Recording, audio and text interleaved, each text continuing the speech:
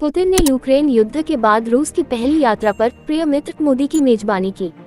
भारतीय नेता मॉस्को के साथ दीर्घकालिक संबंध बनाए रखने और पश्चिम के साथ घनिष्ठ संबंध बनाने के बीच एक महीन रेखा पर चलते हैं। रूस के राष्ट्रपति व्लादिमीर पुतिन ने 8 जुलाई 2024 को मॉस्को, रूस के पास नोवोओगारियोवो राज्य निवास में भारत के प्रधानमंत्री नरेंद्र मोदी से मुलाकात के दौरान हाथ मिलाया।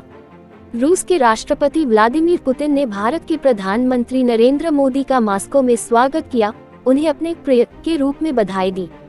मित्र के रूप में भारतीय नेता ने यूक्रेन पर रूसी आक्रमण के बाद देश की अपनी पहली यात्रा की। पुतिन ने सोमवार को मॉस्को के बाहर नोवोओगारियोवो में अपने घर पर मोदी को गले लगाया और मंगलवार को क्रेमलिन में आधिकारिक वार्ता से पहले उन्हें अपने आवास के चारों ओर घुमाया।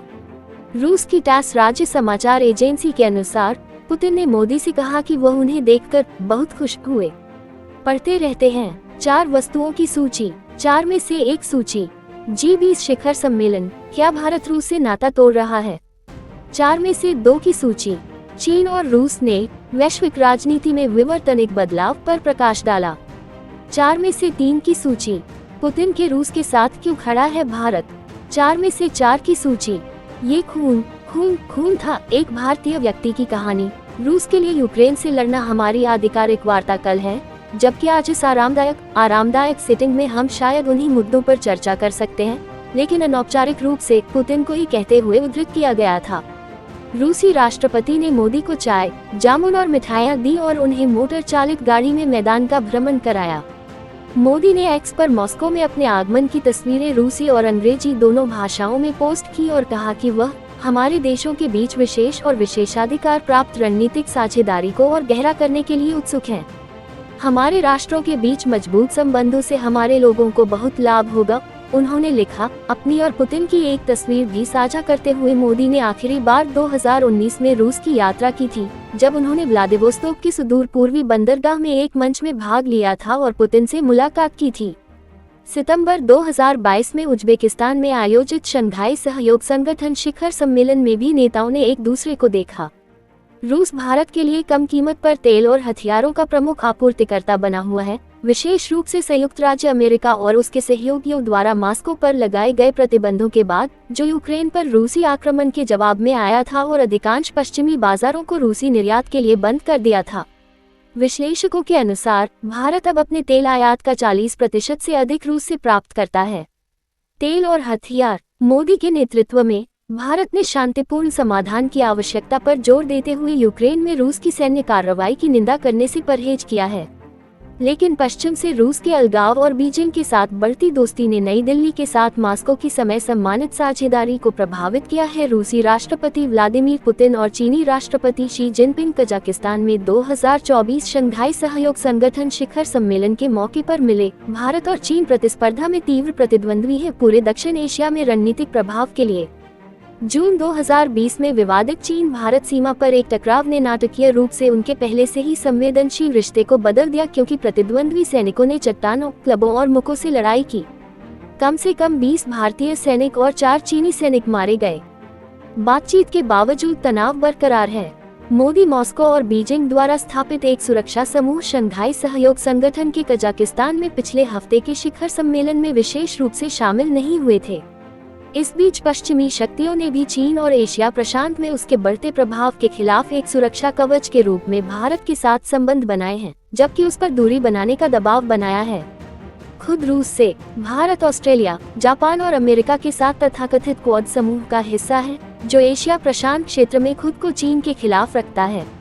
अमेरिकी विदेश विभाग ने सोमवार को कहा कि यूक्रेन पर मॉस्को के हमले के बीच वाशिंगटन ने रूस के साथ अपने संबंधों को लेकर भारत के सामने चिंता जताई है। हम भारत से आग्रह करेंगे, जैसा कि हम किसी भी देश से करते हैं जब वह रूस के साथ जुड़ता है, ये स्पष्ट करने के लिए कि यूक्रेन में संघर्ष का कोई भी समाधान ऐसा होना चाहिए जो संयुक्त राष्ट्र चार्टर का सम्मान करता हो, जो यूक्रेन की क्षेत्रीय अखंडता, यूक्रेन की संप्रभुता का सम्मान करता हो, विदेश विभाग प्रवक्ता मैथ्यू मिलर ने संवाददाताओं से कहा। और भारत एक रणनीतिक साझेदार है जिसके साथ हम पूर्ण और स्पष्ट बातचीत में संलग्न हैं, और इसमें रूस के साथ संबंधों के बारे में हमारी चिंताएं भी शामिल हैं। विश्लेषकों का कहना है कि भारत के लिए एक प्रमुख रक्षा आपूर्तिकर्ता के रूप में मॉस्को की भूमिका को देखते हुए मोदी से रूस के साथ घनिष्ठ संबंध जारी रखने की उम्मीद है। रक्षा सहयोग स्पष्ट रूप से एक प्राथमिकता वाला क्षेत्र होगा। चैथम हाउस के एक वरिष्ठ दक्षिण एशिया अनुसंधान साथी चेदिगज बाजपेयी ने एसोसिएटेड प्रेस समाचार एजेंसी को बताया। उन्होंने कहा कि भारत के 60% सैन्य उपकरण और प्रणालियां अभी भी रूसी मूल की हैं। उन्होंने कहा, यूक्रेन पर रूसी आक्रमण के बाद हमने स्पेयर पार्ट्स की डिलीवरी में कुछ देरी देखी है। मेरा मानना है कि दोनों देश एक सैन्य रसद समझौते पर हस्ताक्षर करने वाले हैं, जो अधिक रक्षा आदान प्रदान का मार्ग प्रशस्त करेगा। मॉस्को में भारतीय प्रधानमंत्री नरेंद्र मोदी ने विश्लेषकों ने ये भी कहा कि यूक्रेन में युद्ध पर भारत के तटस्थ रुख ने पुतिन के वैश्विक मामलों पर पश्चिम के प्रभुत्व का मुकाबला करने के प्रयासों को बढ़ावा दिया है। यूक्रेन में उनके कार्यों के लिए अंतर्राष्ट्रीय आपराधिक न्यायालय द्वारा 2023 में जारी गिरफ्तारी वारंट के बाद पुतिन की विदेश यात्रा हाल के वर्षों में कम रही है। विश्लेषकों का कहना है कि मोदी की यात्रा से रूसी नेता को अपना दबदबा बढ़ाने में मदद मिल सकती है। Centre for Russia, Europe, Asia studies की विश्लेषक थेरेसा फालोन ने एपी को बताया, हम पुतिन को पुरानी यादों की यात्रा पर जाते हुए देख रहे हैं।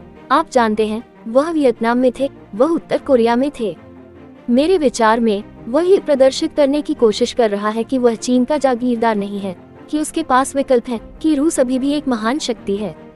वार्ता में व्यापार विकास पर भी जोरदार चर्चा होगी, विशेष रूप से भारत के प्रमुख बंदरगाह चेन्नई और रूस के सुदूर पूर्व के प्रवेश द्वार व्लादिवोस्तोक के बीच एक समुद्री गलियारा विकसित करने का इरादा। भारतीय विदेश सचिव विनय मोहन क्वात्रा ने शुक्रवार को संवाददाताओं से कहा कि मजबूत ऊर्जा सहयोग के कारण 2023-24 वित्तीय वर्ष में भारत रूस व्यापार बढ़कर लगभग $65 बिलियन हो गया। क्वात्रा ने कहा कि वित्त वर्ष 2023-24 में रूस से आयात $60 अरब और भारत से निर्यात $4 अरब तक पहुंच गया। भारत का वित्तीय वर्ष अप्रैल से मार्च तक चलता है। उन्होंने कहा कि भारत अपना निर्यात बढ़ाकर रूस के साथ व्यापार असंतुलन को ठीक करने की कोशिश कर रहा है। रूस को भारत के शीर्ष निर्यात में दवाएं और फार्मास्यूटिकल उत्पाद, दूरसंचार उपकरण, लोहा और इस्पात, समुद्री उत्पाद और मशीनरी शामिल हैं। रूस से इसके शीर्ष आयात में कच्चा तेल और पेट्रोलियम उत्पाद, कोयला और कोक, मोती, कीमती और अर्धकीमती पत्थर, उर्वरक, वनस्पति तेल, सोना और चांदी शामिल हैं। 1983 में इंदिरा गांधी के बाद किसी भारतीय नेता द्वारा ऑस्ट्रिया की राजधानी की पहली यात्रा के लिए रूस से मोदी वियना जाएंगे।